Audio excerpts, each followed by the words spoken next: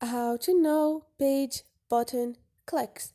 Hi guys, in this video I will show you how to know how many people click on page button on your page on Facebook app.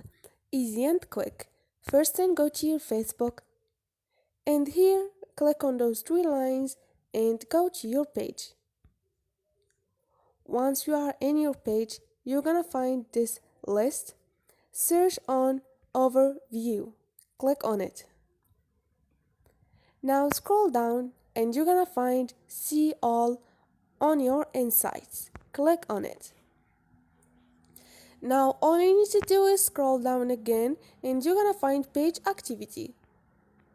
Once you find it, you're gonna find the second option before the last, which is page button clicks. Instead of 0, you're gonna find a number.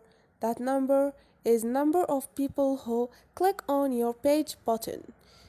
And this is it, easy and quick. Don't forget to subscribe and like.